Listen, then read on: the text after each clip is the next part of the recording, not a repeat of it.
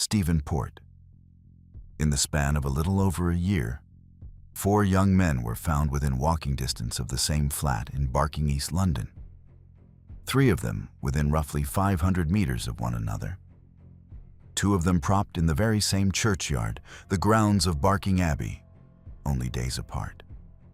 And for 15 months, the people whose job it was to investigate looked at all of it and saw nothing but a string of unrelated accidents.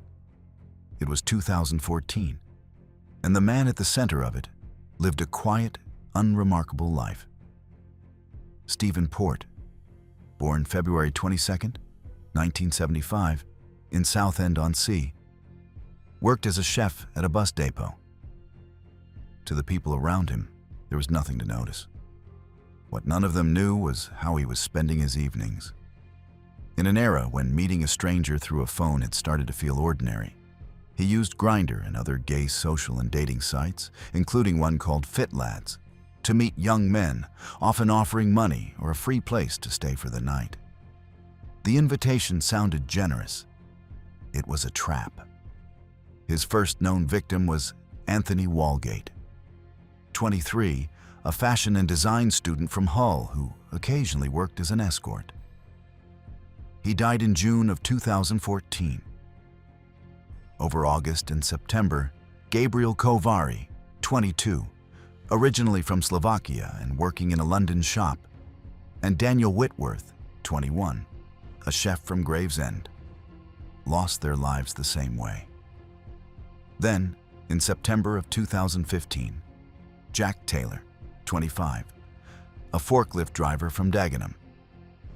They were young men still building their lives, and each was given a dangerous sedative and a fatal dose, then left near Port's home. Beside Whitworth's body, Port placed a fake note designed to make the death look self-inflicted and to point suspicion anywhere but at himself. It almost worked. Police treated the deaths as drug overdoses, one after another. Port was even convicted of perverting the course of justice over the false account he had given about Walgate, and he served part of an 8-month sentence, then walked back out and continued. And still, the link between 4 nearly identical deaths in one small radius went unmade. You'd think someone would have said something. Nobody did. It was Jack Taylor's sisters, Donna and Jenny, who refused to accept the overdose explanation and pushed officers to examine security footage. That footage showed their brother walking with a tall man on the night he vanished. That man was Stephen Port. At the Old Bailey on November 23, 2016, the full scope finally surfaced. Port was convicted of 22 offenses committed against 11 men. 4 counts of murder, 4 counts of rape, 10 counts of administering a substance, 4 sexual assaults. 2 days later, on November 25th, Mr. Justice Openshaw imposed a whole-life order, placing Port among the small number of prisoners in the country who will never be released. He appealed his murder convictions in August of 2018. By that November, the appeal had been rejected. The story did not end with the verdict. Pressed by the families and by a community that wanted answers, fresh inquests concluded in December of 2021 at Barking Town Hall, and the jury found that police failings had probably contributed to 3 of the 4 deaths. The senior Metropolitan Police officer who responded called the finding devastating and acknowledged that the deaths could probably have been prevented if the early investigations had been done properly. The coroner issued a formal prevention of future deaths report, citing very serious and very basic investigative failings. The police watchdog reopened its inquiry into the officers involved in June of 2022, and the family settled a civil claim against the force that same year. The man who had supplied Port with the drug he used, Gerald Matovu, was later convicted in a separate and strikingly similar case, the death of a man named Eric Michaels, and was given a life term of his own. As of 2026, Stephen Port remains in prison, serving a sentence with no end date. Port hunted men he believed lived on the margins, people he gambled would not be missed quickly. That same cold arithmetic, the calculation of who the world tends to overlook, was being run at almost the same moment by a young man in New Jersey who wanted, of all things, to wear a badge. Khalil Wheeler Weaver. He aspired to become a police officer. He worked as a security guard. He looked to nearly everyone like an ordinary young man trying to build an ordinary career. And in the autumn of 2016, while telling the people around him that he wanted to protect the public, Khalil Wheeler Weaver was using social and dating apps to choose women he had already decided no one would come looking for. What nobody knew at the time was how methodical he had been. Wheeler Weaver, born April 20th, 1996, of Orange, New Jersey, used the networking and dating platform Tagged under usernames that read Now Like Confessions, along with other apps, to arrange paid encounters. To put it plainly, he selected women he believed society had already turned its back on, several of whom had experienced homelessness or sex work, on the bet that their disappearances would draw the least possible attention. He moved between towns to meet them, and he was careful, or thought he was, about leaving no trail behind. Over roughly 3 months, 3 women lost their lives. Robin West, 19, was the first near the end of August. Joanne Brown, 33, in October. Sarah Butler, 20, a young woman attending college, in November. A 4th woman, Tiffany Taylor, survived an attack and would later sit in a courtroom and describe, in her own words, exactly what he had done. In one case, he set a fire in an effort to destroy what was left behind. The pattern was deliberate, and it was designed to be invisible. It was not the police who broke the case open first. It was Sarah Butler's own friends and family. When she went missing, and the days stretched on with no answers, they got into her social media accounts, created a fake profile, and used it to draw Wheeler Weaver into agreeing to a meeting in Montclair. Then they alerted the police, and his arrest followed within days. From there, the evidence stacked up fast. Cell phone location data placed his movements at the victims and at the sites where their bodies were found. A small amount of his DNA was recovered from beneath one victim's fingernails. And his internet search history laid bare his intentions, including queries about incapacitating drugs and about how to destroy evidence. In December of 2019, after a trial in which the survivor's testimony proved central, a jury convicted him of 3 counts of murder, along with kidnapping, aggravated sexual assault, the attempted murder of the woman who lived, aggravated arson, and the desecration of human remains. On October 6, 2021, Essex County Superior Court Judge Mark Ali sentenced him to 160 years. Under New Jersey's No Early Release Act, prosecutors noted he would have to serve 145 of those years before he could even be considered for parole. The judge stated the intent of the sentence in the simplest terms. Its purpose was that this man would never walk free in society again. Wheeler Weaver denied all of it, insisting from the stand that he had been framed by the prosecutor's office itself. The case did not close there either. In 2022, he was charged in connection with a 4th death, that of a teenage girl from Newark whose remains had been found in 2019 and identified in late 2021. Her death was ruled a homicide. An appeal of his original convictions was rejected in January of 2024. As of 2026, he is serving his 160-year term, and that additional case remains an open matter still moving through the courts. Wheeler Weaver chose strangers, women whose names he often did not learn until afterward. The next man on this list had the opposite problem. He knew exactly who his target was. He simply needed someone else to tell him where to find him. Damon Allen Benson. 3 people met on the same dating app. 2 of them, a man and a woman, had no idea the third was watching them. And when jealousy took hold of that third person, he used one of them, brutally, as nothing more than a map to reach the other. In 2021, Damon Allen Benson of Rancho Cordova met a 29-year-old woman on Tinder. She had also, separately, connected on the same app with Cameron Gabriel, 48, who had recently relocated to California from Oregon to start something new. Benson became consumed by jealousy over that second connection. What might have been an ordinary disappointment curdled into obsession. Rather than walk away from it, he made a different choice entirely. He decided to find Gabriel, and he decided to use the woman to do it. He held her against her will inside his apartment and subjected her to prolonged abuse over an extended period, pressuring her to give up Gabriel's address. The assault also carried a hateful, anti-Semitic dimension aimed directly at her Jewish identity. Stripped of the legal language, that is the core of what happened.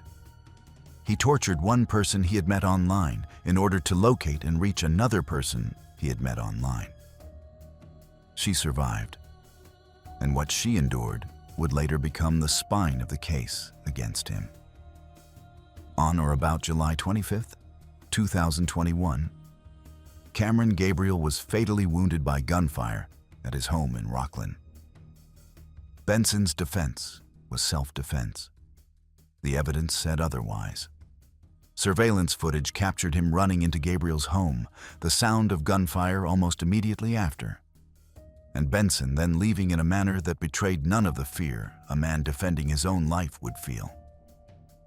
It flatly contradicted the story he was telling investigators. He was arrested in September of 2021 on a warrant, while he was already in custody on a separate assault case. The investigation was handled jointly by the Sacramento County Sheriff's Office and the Rockland Police Department. And the picture they assembled was not one of a frightened man cornered into violence. It was one of a man who had carved a path to a stranger straight through someone he had held captive and harmed for days. In September of 2023, Benson was convicted of first-degree murder, along with aggravated mayhem, torture, criminal threats, and false imprisonment by violence. Through it all, the woman who survived had to relive what happened to her in front of a courtroom, an act of plain courage that helped seal the verdict. On December 5th, 2023, Placer County Superior Court Judge Jeffrey Penny sentenced him to 71 years to life. The supervising deputy district attorney summed up the reasoning without flourish. Removing Benson from society, he said, was the only way to be certain he would never harm anyone again. As of 2026, he is serving that sentence inside the California prison system, where the survivor's account and the silent footage from Gabriel's doorway remain the record of what he did. Unlike most of the cases gathered here, this was not a stranger hunted at random. It was a targeted act, born of jealousy, that simply happened to begin on a dating app. If cases like these are why you are here, taking a second to subscribe genuinely helps these stories reach the people researching them. Now, step back for a moment and look at the wider shape of this list, because nearly every case in it ends the same way, with a conviction and a clearly established motive. The next one does not. It is still being argued inside a courtroom, and as of now, nothing about it has been proven. Rockham Prowl. He was already known to police as a burglary suspect, one accused of wearing a prosthetic mask to make himself look like a completely different person during break-ins. And no, that detail is not made up. Then prosecutors alleged something far darker. They said he had turned a dating app into a hunting ground, one he had used quietly across several years. Everything that follows is an allegation. None of it has been proven in court. According to the Los Angeles County District Attorney's Office, Rakeem Prowell, 34, of Inglewood, allegedly met 3 men on the same unnamed dating app and lured each of them to a meeting. The first was Miguel Angel King, 51, who allegedly lost his life in July of 2021. His remains were found in the Angeles National Forest the following month, far from anyone who might have been searching for him. The second was Robert Gutierrez, 53, who disappeared after a meeting on August 21, 2023.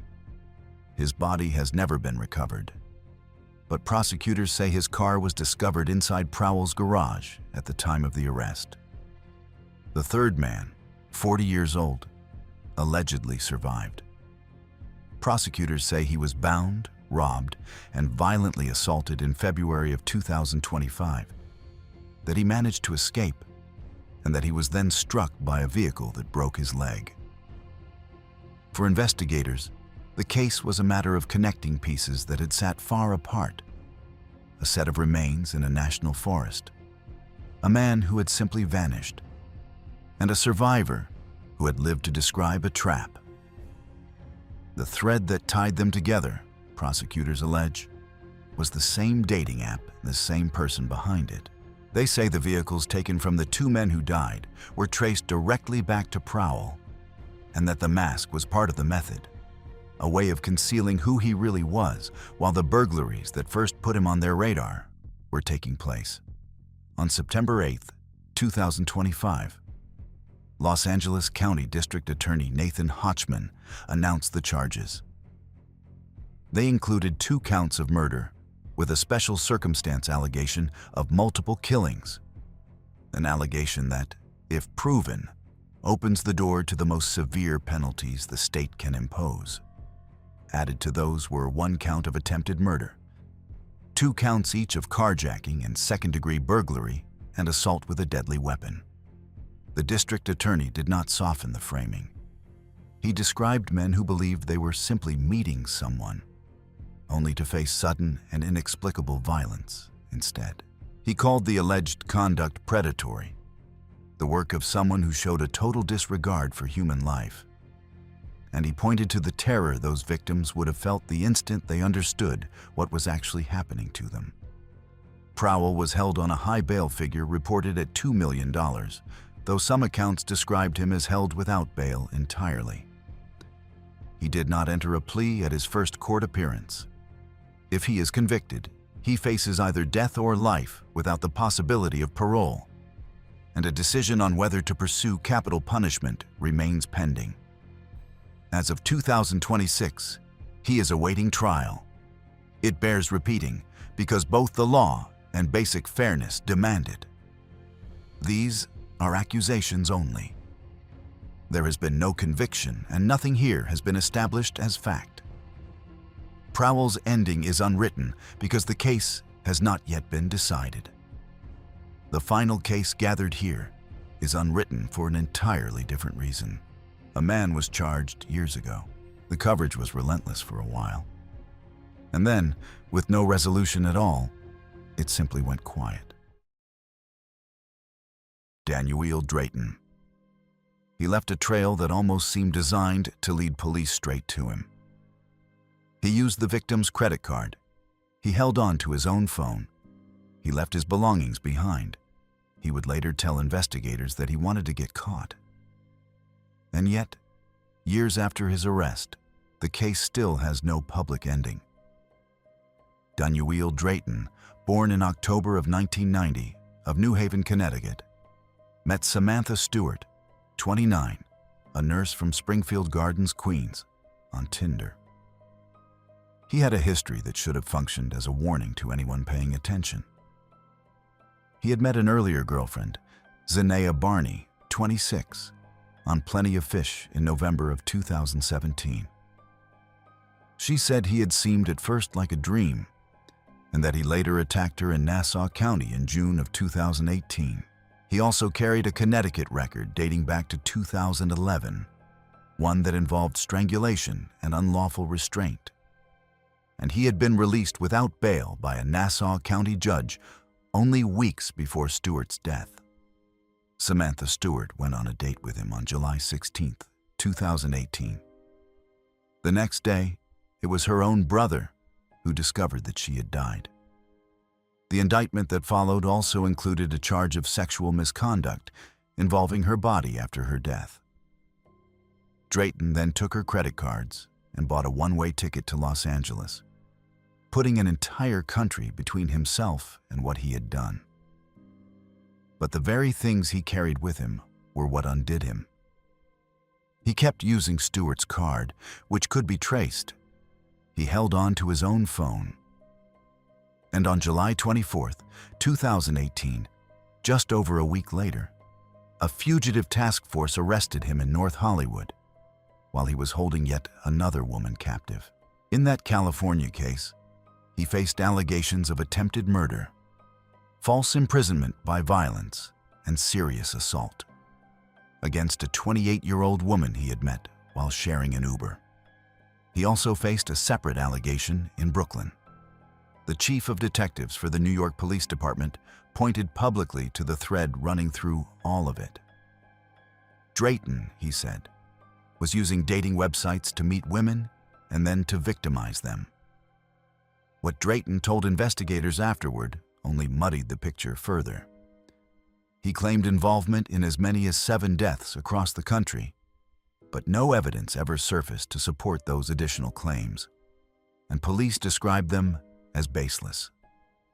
He claimed mental illness and said that voices had driven him, while his former girlfriend countered that he had openly bragged about pretending to be insane in order to escape the consequences of what he had done. In November of 2018, after evaluation, he was found competent to stand trial in California, where he had already pleaded not guilty. Then came the slow grind of jurisdiction and paperwork. He was extradited to New York in late March of 2022 and arraigned on April 1st before a Queens Supreme Court justice on an 18-count indictment that included second-degree murder, grand larceny, sexual misconduct, and identity theft. He was held without bond, facing up to 25 years to life. And after that, the record goes still. For a case that once filled headlines across 2 states, the silence is its own kind of unsettling. As of 2026, no verdict, guilty plea, or sentence has been publicly reported in either the New York or the Los Angeles case. The coverage went quiet after that 2022 arraignment, and the case appears to remain pending, unresolved, and unfinished, with the answers that Samantha Stewart's family is owed still somewhere out of reach. If you like this video and haven't subscribed yet, now's a great time to join. We post a new case every day, so hit subscribe and don't miss what's coming next. Jessie Kempson. On the eve of her 22nd birthday, a young woman from England, halfway through a backpacking trip across the world, matched with a man on Tinder in central Auckland and agreed to meet him for a drink. Security cameras captured her walking into a city hotel beside him at about 9:41 that night. She never walked back out. A year before that night, you could have found Grace Emmy Rose Millane in Wickford, Essex, a recent graduate of the University of Lincoln, mapping out a gap year that would take her to the other side of the planet. Born December 2nd, 1996, she had landed in New Zealand only weeks earlier, one stop on a long, hopeful itinerary. The man she met, Jessie Kempson, born 1992 and raised in the Wellington region, was 26. To her, he was simply a match on an app in a new city. On December 1st, 2018, the two of them met in Auckland. Inside that hotel room, Kempson took her life. What he did next was chillingly practical. He sat at a screen and searched the internet for information on how to dispose of a body. He bought a large suitcase, he rented a car, and he drove her, hidden inside that case, out to the Waitakere Ranges, where he buried her in a shallow grave. Then, the very next day, he went on another Tinder date, as though nothing had happened at all. Grace was reported missing on December 5th, and the investigation moved quickly once it began. Detectives pulled the city's security footage and traced her final movements to Kempson. He was arrested on December 8th, 2018, and her body was recovered the following day. The case against him was built on a quiet accumulation of detail. There was footage of him renting a carpet cleaning machine. There were his own internet searches. And there was testimony from 3 other women who described a pattern of controlling and violent behavior in his private life. At the High Court at Auckland, Kempson offered a defense that asked the jury to believe her death had been a tragic accident during intimacy. The jury, 7 women and 5 men, did not believe him. On November 22, 2019, after roughly 5 hours of deliberation, they convicted him of murder. On February 21, 2020, Justice Francis Cook sentenced him to life imprisonment with a minimum non-parole period of 17 years. He fought it from every angle. His murder appeal was dismissed by the Court of Appeal on December 18, 2020, and the Supreme Court turned down a further bid on December 22, lifting the name suppression that had kept his identity hidden from the public until then. There was a reason this story stayed in the headlines on 2 continents. And it did not end with Grace. In October and November of 2020, in 2 separate judge-alone trials, Kempson was convicted of serious offenses against 2 other women, one a former partner and one a British tourist he had also met on Tinder, receiving additional terms of 7.5 years and 3.5 years to run alongside his life sentence. His appeals against those convictions were rejected as well. As of 2026, he is serving life with a 17-year minimum, his appeals exhausted. Kempson tried to make a single life disappear beneath the earth, sealed inside a suitcase in a forest. The next man on this list did the opposite. He moved his victims in plain sight, wheeling them past security cameras in something so ordinary that for a while, nobody thought to look twice. Anthony Eugene Robinson. On the grainy footage from a motel security camera, a man is seen pushing a shopping cart across the lot, the kind you would see in any grocery store parking lot in the country. Draped over it are bed sheets. Beneath the sheets, something heavy, shaped unmistakably like a person.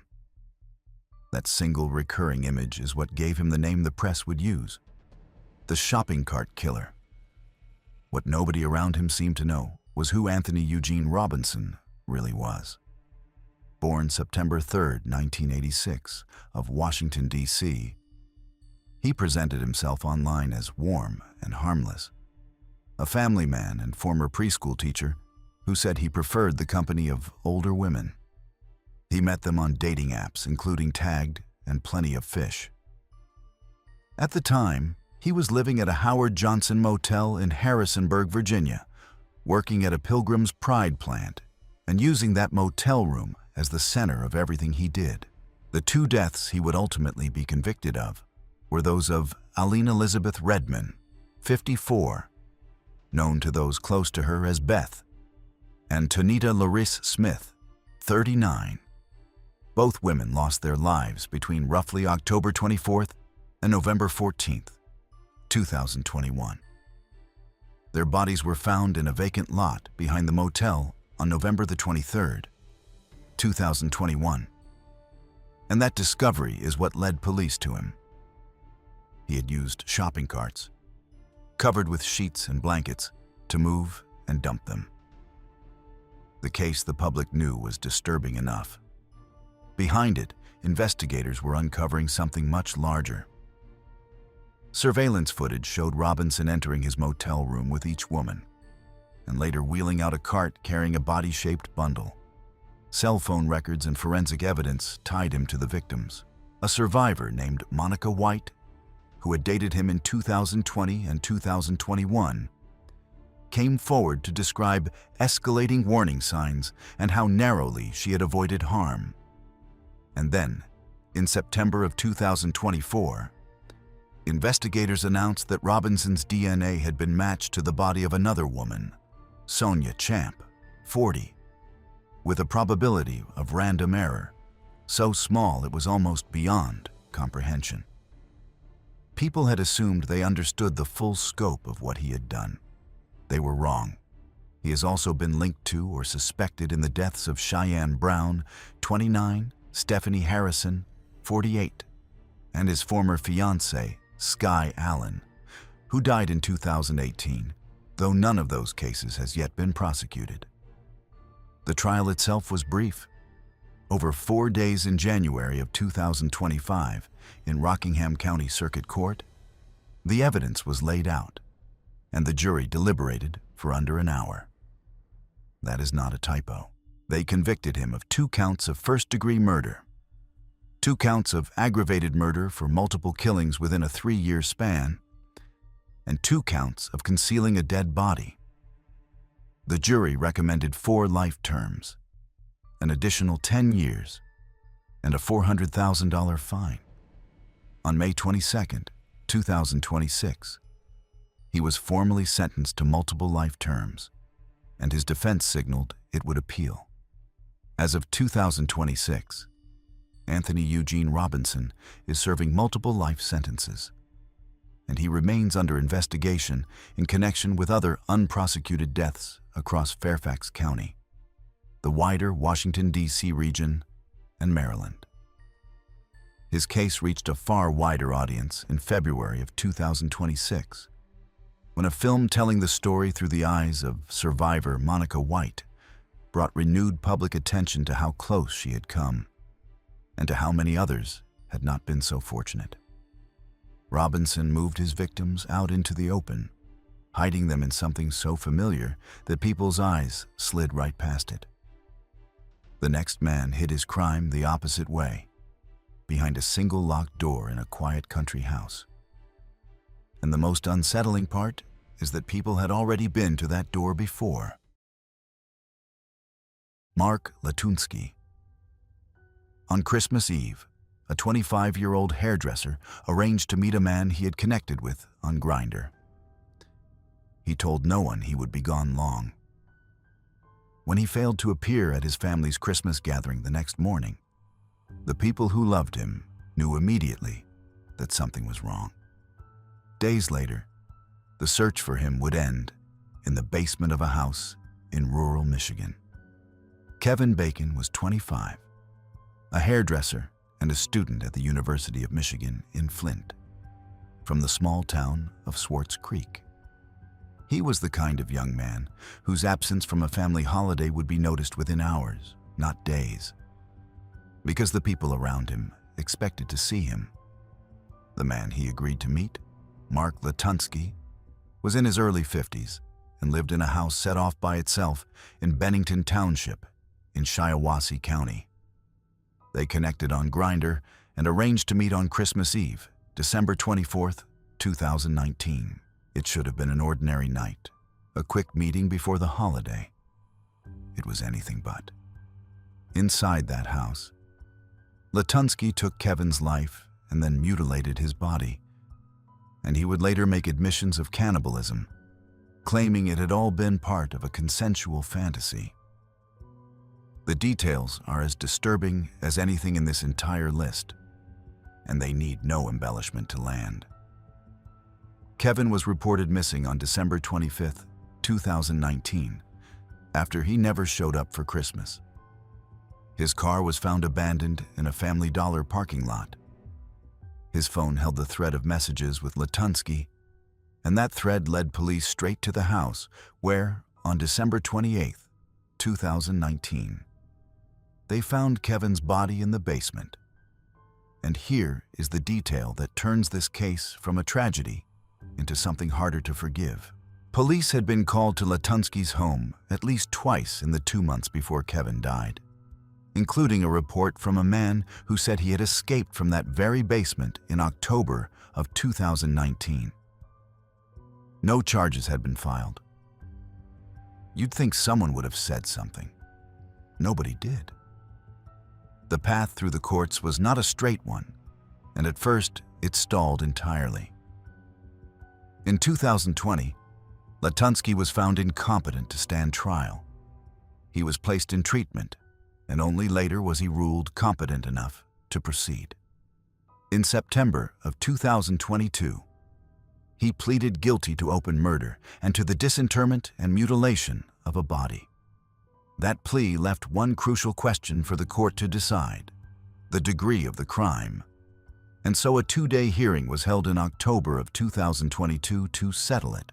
Shiawassee County Circuit Judge Matthew Stewart found that this had been first-degree premeditated murder, describing it as an act of cold calculation, and stating plainly that Kevin Bacon's death had been Mark Latunsky's design, not an accident, not a fantasy gone wrong. On December 15, 2022, Latunsky was sentenced to life without the possibility of parole, with a concurrent 10-year term. As of 2026, he is serving that sentence, and no successful appeal has been reported. Latunsky acted alone, and the failure in his case belonged to the people on the outside who saw the warning signs and did nothing with them. The next case is the inverse of that.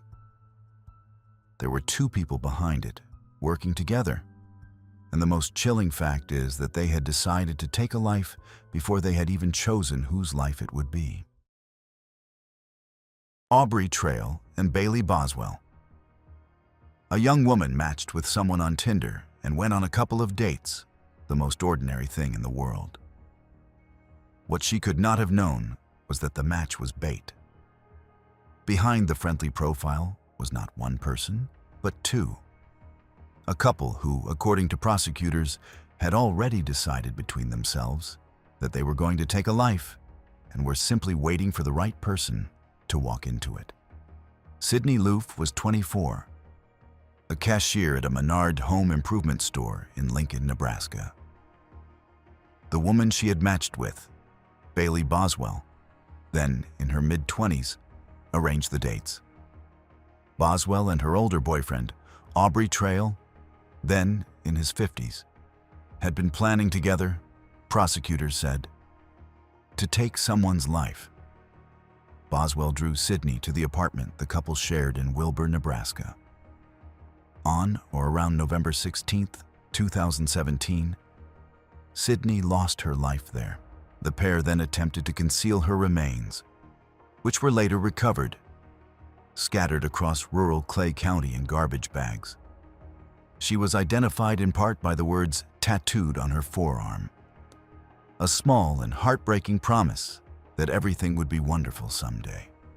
Sydney's mother reported her missing, and the FBI joined local agencies in a search that stretched on for about 3 weeks. 3 weeks in which her family held on to hope, while investigators quietly built a very different picture. The evidence, when it came together, was damning.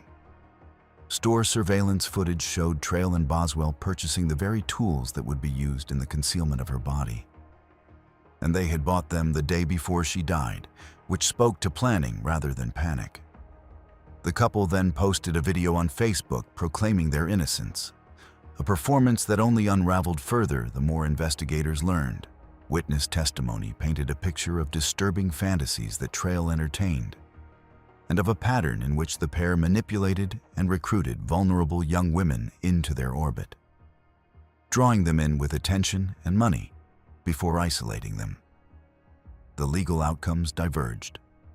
Aubrey Trail was convicted of first-degree murder in 2019 and sentenced to death by a 3-judge panel in June of 2021, along with 50 years for conspiracy and 2 years for the improper disposal of remains. Bailey Boswell was convicted in 2020 of first-degree murder, conspiracy, and the improper disposal of human remains. In November of 2021, a three-judge panel split on her fate, and that division narrowly spared her from becoming the first woman on Nebraska's death row. She was sentenced instead to life, plus 50 years and 2 years. The appeals have been long and largely fruitless for both. Trail's direct appeal was rejected by the Nebraska Supreme Court, including his argument that he should have been granted a mistrial after he harmed himself in open court. On May 30th, 2025, that same court rejected his later challenge, denying it as untimely. He remains on death row at the Tecumseh State Correctional Institution. No execution date has been set, and Nebraska has not carried out an execution since 2018. At times, Trail has demanded his own execution, a demand a judge has declined to compel. Boswell's conviction and life sentence were upheld by the Nebraska Supreme Court in May of 2024, and she is serving life. Trail and Boswell planned their crime in advance, together, two people feeding each other's worst impulses. The last man on this list planned alone. But like them, he left behind proof that the violence had been premeditated, and in his case, that proof took the form of a list written in his own hand. Wade Ridley. When detectives in Las Vegas finally got him into an interview room, he told them about a list. On it were the names of people he intended to harm, including women he had met through a dating site, a former partner, and by some accounts, an ex-wife and her new boyfriend. Two of the women on his radar had already crossed his path by then. Only one of them was still alive to tell anyone about it. Wade Ridley, in his early 50s, met both women on Match.com. The first, Mary Kay Beckman, was a real estate agent in Las Vegas who dated him only briefly, around 8 days in September of 2010, before ending things. The second, Anne Marie Simonson, was a realtor in Phoenix and a former girlfriend. To Ridley, both rejections festered into something murderous. In January of 2011, Ridley hid himself inside Beckman's garage and waited. When she arrived, he attacked her and left her for dead. She survived, but only after multiple surgeries and a long recovery. Weeks later, in February of 2011, he took the life of Anne Marie Simonson and stole her vehicle. He told police, in the end, that he had targeted these women because he felt they had jilted him, as though a few rejected dates could justify what he had done. Ridley was arrested in Las Vegas on or about February 13th and 14th, 2011. He confessed to detectives, laying out the kill list and his role in both attacks. A Phoenix detective read him his rights as the scope of what he had planned came into focus. This was not a man who had snapped in a single moment. This was a man who had written his intentions down and worked through them one by one. In Nevada, Ridley entered an Alford plea, a plea in which a defendant does not admit guilt but concedes the evidence is enough to convict, to attempted murder with a deadly weapon and armed robbery in the attack on Beckman. In September of 2011, he was sentenced to 28 to 70 years. In Maricopa County, Arizona, he was charged with first-degree murder for the death of Simonson, but he was never tried there.